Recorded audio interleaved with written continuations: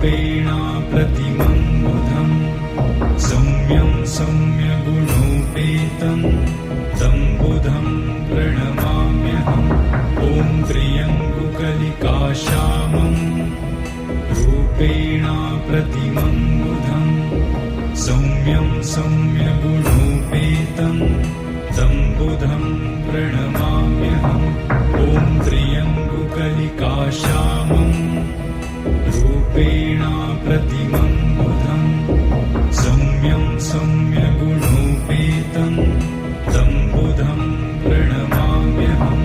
ॐ त्र्यम्बकलिकाश्यामं रूपेणा प्रतिमं बुधं सौम्यं सौम्यगुणोपेतं तं बुधं प्रणमाम्यहम्। ॐ त्र्यम्बकलिकाश्यामं रूपेणा प्रतिमं